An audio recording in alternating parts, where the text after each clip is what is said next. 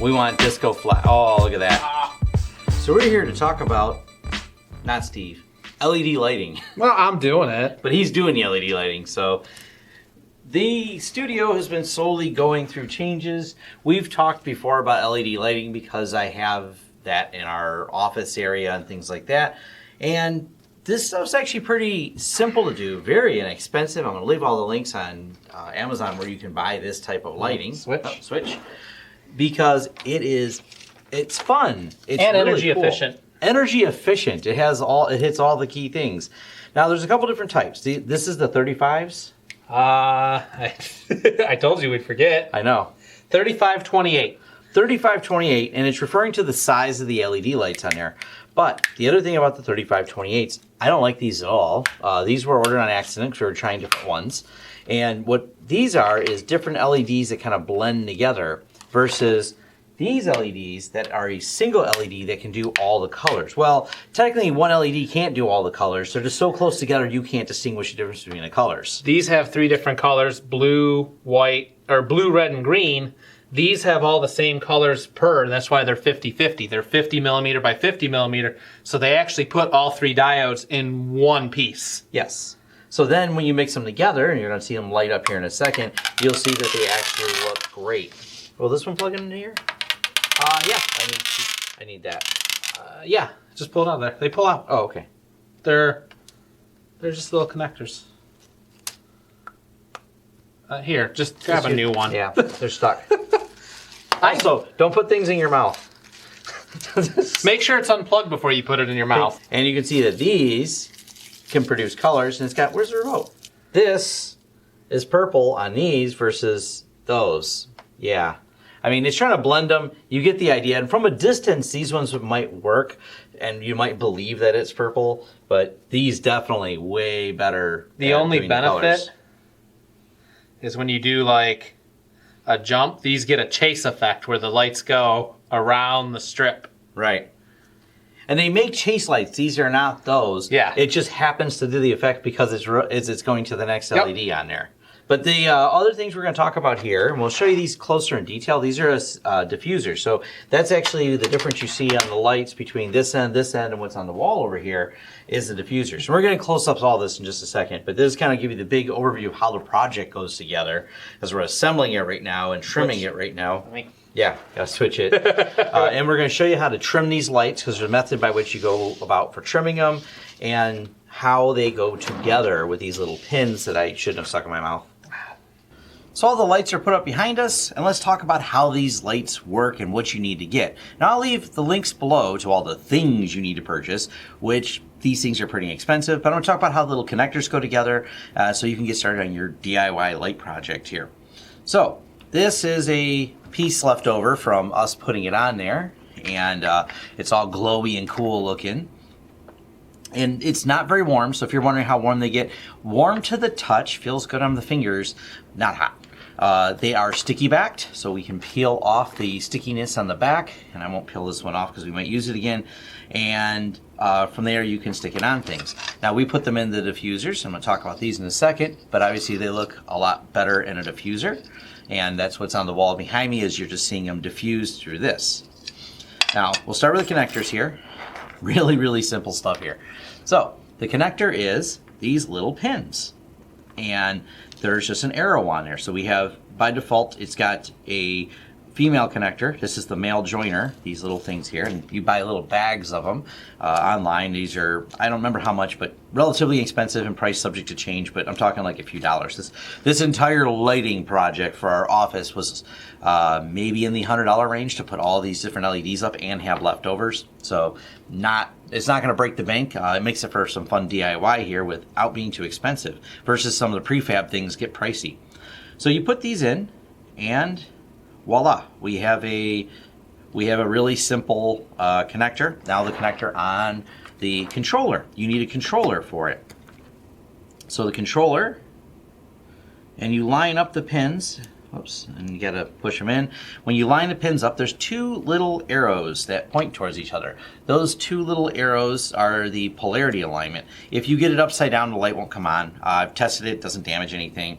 So no big deal. Now cutting these, pretty simple. Grab whatever you want to cut them and just clip away. So when you cut them, you're cutting through the thick rubber coating that is on here. And so let me get this out of the way. I've cut through on this one, and I got a piece of it here if you can really see it. Maybe it'll focus better on this. But it's just the rubber coating you can slice through, because these are really weatherproof. I don't know if they're really outdoor rated, but I believe they are. They can. The sticky backs don't hold up real well, even in general. They're not. This is a sticky back one.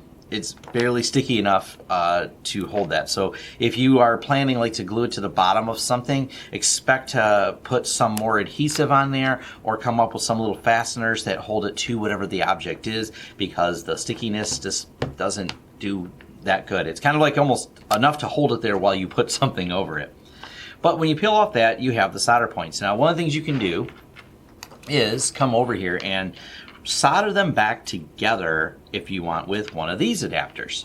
And this is the same adapter that's on the end. So if you wanted to not have any type of gaps or create a series of them like in a pattern to spell something out, you could put all these down on something flat and then solder to these to create the different patterns you're looking for. So that's an option.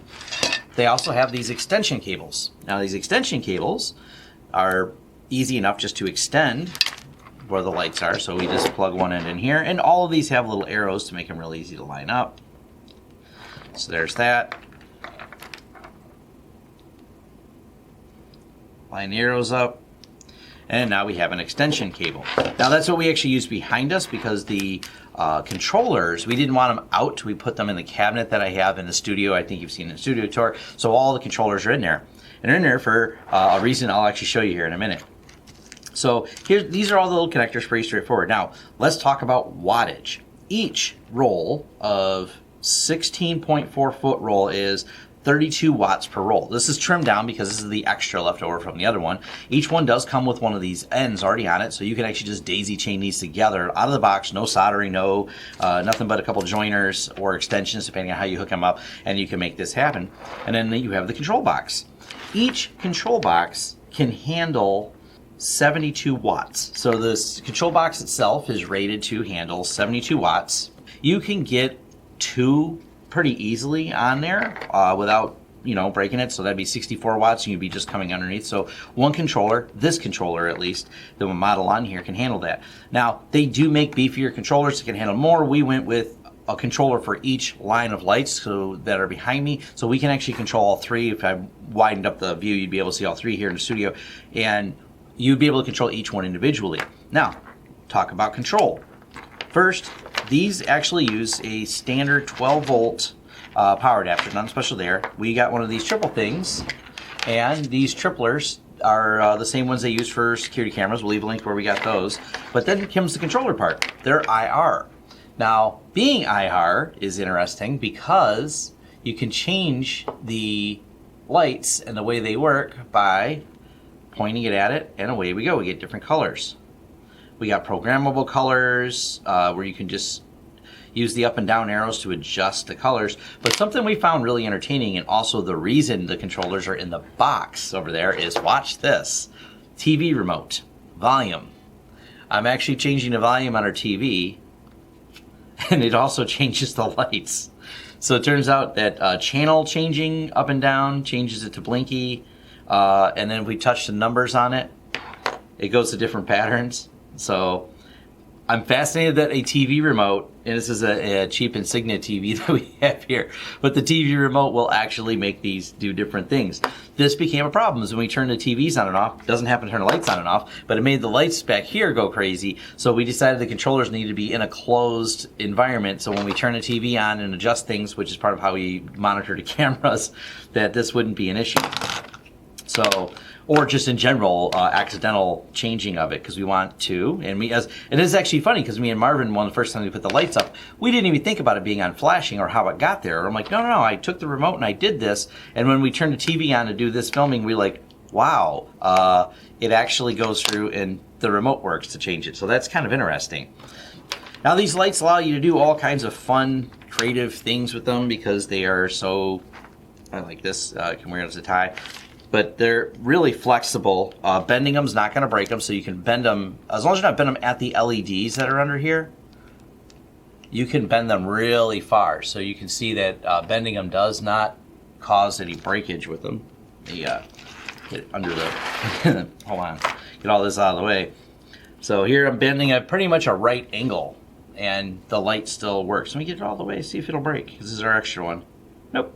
Still able to keep a connection. I imagine I could flex it to the point of breaking, but if you're running this around on tight angles for your project, you can do that pretty well with these without having to worry about them breaking.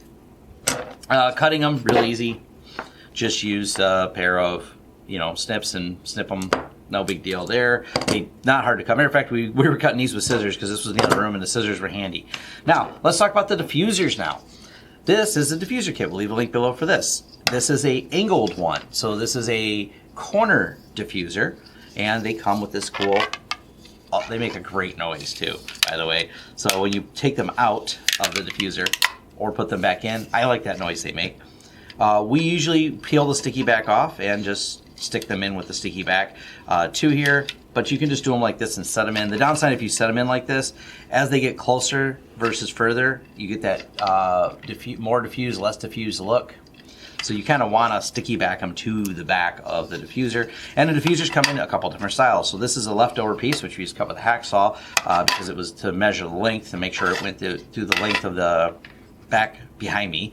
Then here is another diffuser type. This is the flat-backed diffuser. So if you have a flat-back diffuser, if you want to flush mount it to a wall, a window sill, mount it outside and go around at angles, definitely you can do it that way. Now these come with these little corner bracket holders. Now this is a corner bracket one, but they also have ones that are for the flush mount. They're out of my reach, but trust me, they exist. And all these do is once you snap them in, and they got a little hole, and we put screws in them to hold them not all the way through the foam because we wanted them off the foam a little bit, but into the wall to hold these, and they just clip around it, and away they go. So the clip just snaps on. So you go through, you mount these all to the wall, the corner, wherever you want the lighting, and these make it so much nicer. So as cool as these look, I know they mess with the camera a little bit being direct. Putting them in the diffusers, much better look, definitely cooler, better like overall because it blends them together a little bit. Now, make sure when you're ordering these are particularly called the 50/50 lights, these type of LEDs. But that's it. The kits come with what you see here. I'll have links in the Amazon links below so you can figure out what you want to get. They do have some adjustable brightness and customizable colors on here. But when you're doing some of the DIY colors, like when we set certain ones, when you're not doing a solid color, it doesn't have very much fine grain control over the brightness. So you kind of get what you get. But they're not blindingly bright. They look really cool. So if you're looking to accent a room or a little project you're looking for, or put them in your PC case because they are 12 volts and you can, if you're clever, easy enough to cut off a standard little adapter like this and make it so it runs off of your 12 volt inside your computer, and then line your case with these and be able to customize the colors with a remote. Steve's done that. I think we've done some projects like that before. I know it's somewhere on the channel. I posted a video of one of them we built for a client that wanted these customizable colors inside their computer to go around the edge. And because they're so flat like this, they work great. Also, quick tip, hot glue.